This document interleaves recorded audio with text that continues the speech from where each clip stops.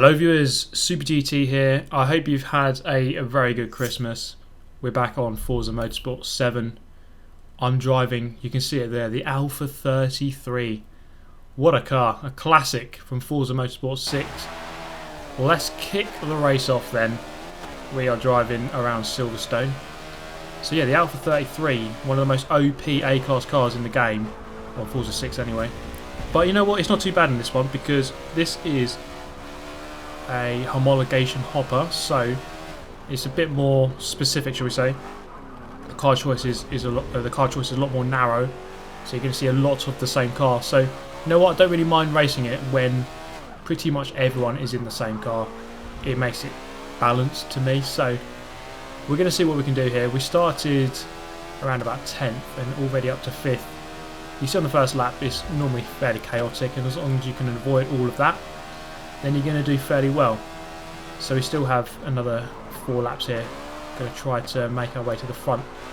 So this guy's just gone very wide through Stowe Corner.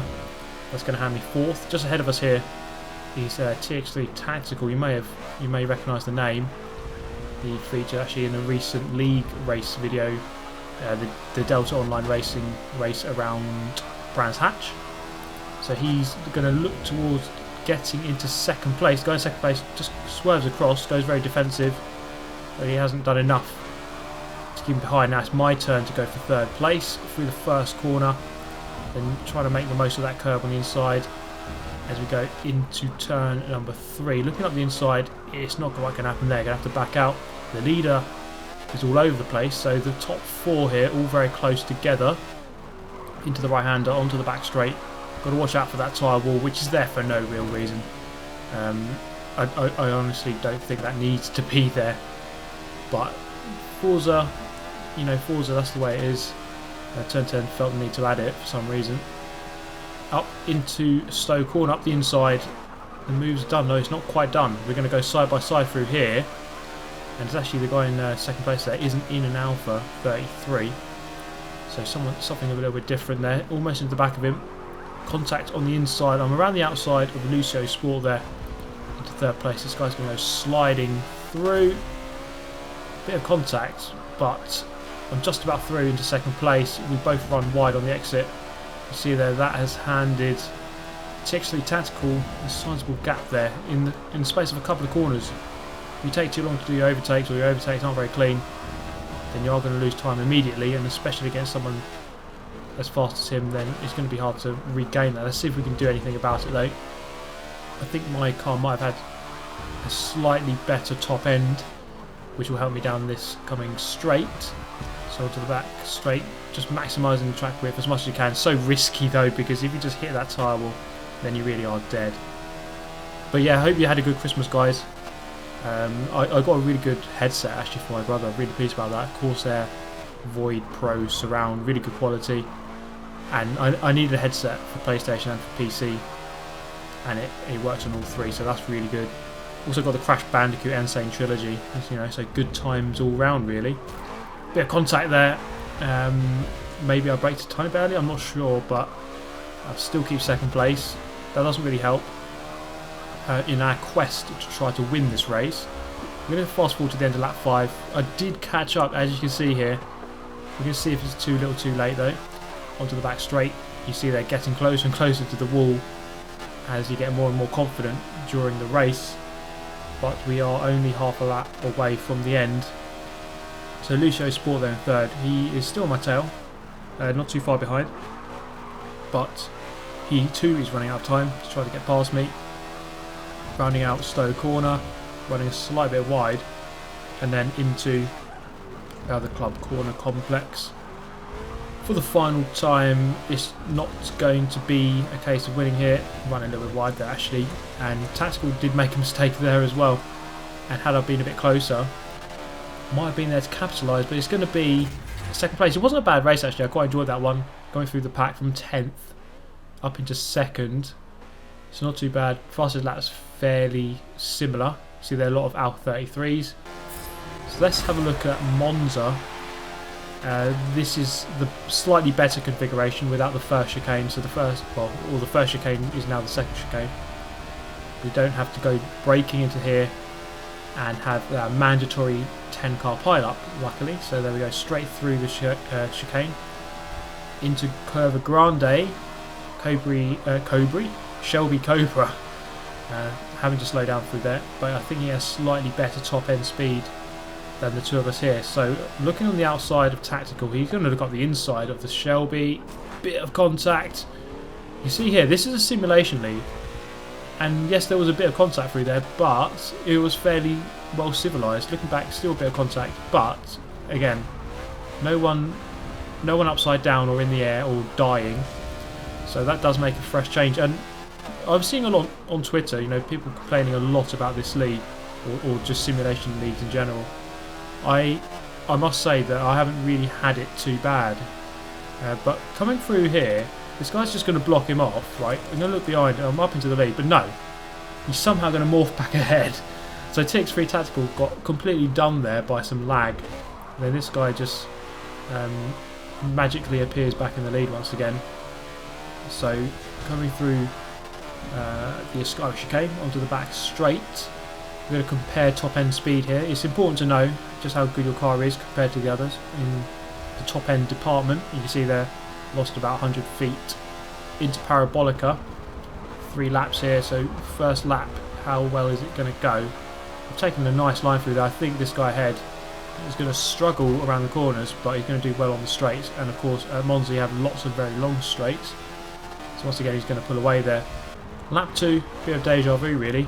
Hit the apex very nicely. I think he got it a slight bit better that time. You can see here, once again, putting right onto the back of him. In fact, making a bit of contact as we come back onto the main straight.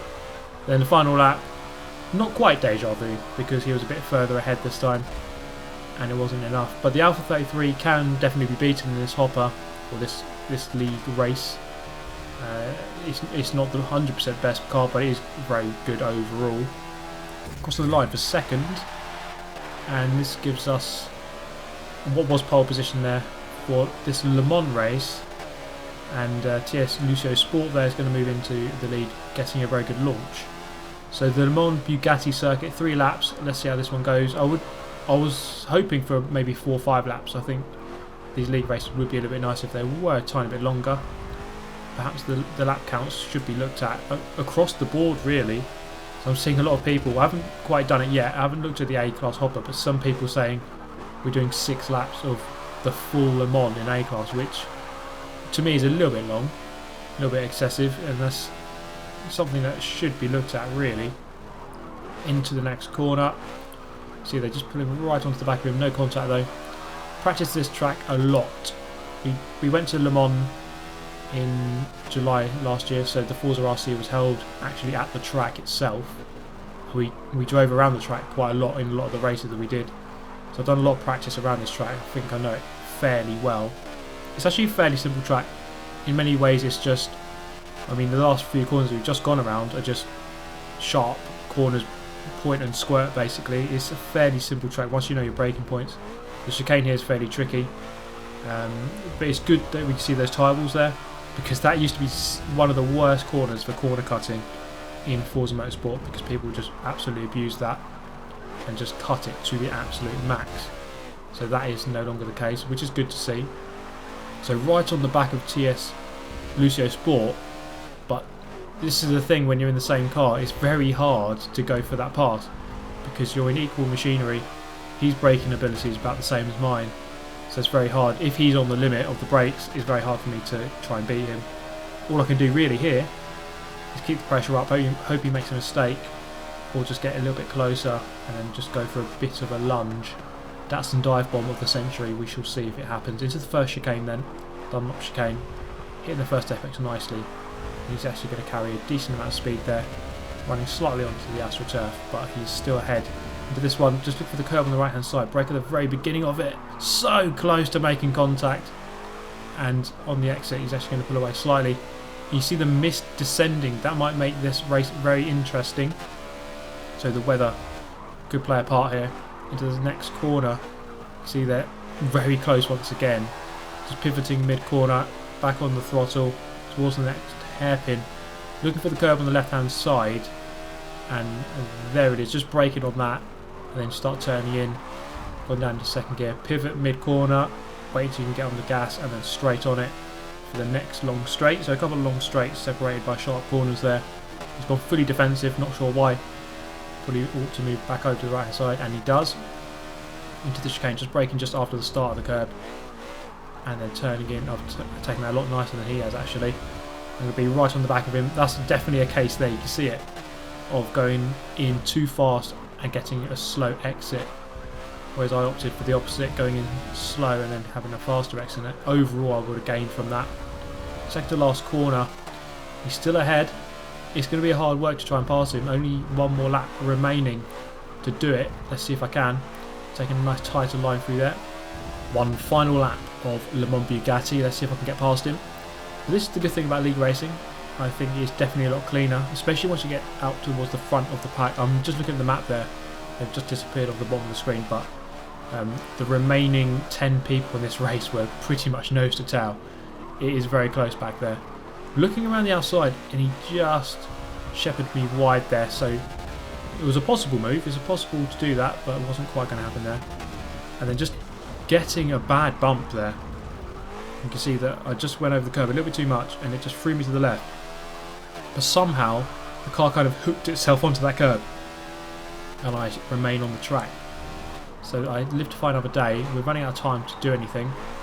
I have about half a lap left to try to get back on his tail and then just force a move basically. Just got to literally go for it. And I suppose if it's a bad move I can just let him go back past. Let's see if it happens. Into the hairpin. That's a good braking point. You see I'm just a lot later than him. Go deep, but then you can cut back for that late apex. Get on the power a bit early if you do that. Running slightly wide, a bit ragged here, but I need to be because I might as well risk going for the lead. Go all guns blazing because third place is miles behind, so you can take a bit more risk if that is the case. A little bit too late there, and you see that's the result of trying to push too much. You actually make the mistake, and now he's going to have that confidence knowing that he's going into the last couple of corners now, and I'm not going to be able to challenge him. Although I was thinking, I didn't actually look at the lap count during this race, and I was expecting 4 laps, and I looked up about this point and I thought, oh god, this is actually the final lap, so there's no chance. Into the final corner, he's driven very well out there actually, I must say, and he's almost forgot that I was there, just driven to himself and not succumb to the pressure. So well done to him for winning that race. It was a close one, and it's good to have these balanced races even if it is in a car like that. And there we go then, promoted up to the elite band, which we will see in the next league video, I hope. So I do hope you enjoyed the video. As always guys, let me know your thoughts. I shall see you next time. Do subscribe if you're new and like to see more. I hope to see you in the next one. Thank you for watching. Goodbye.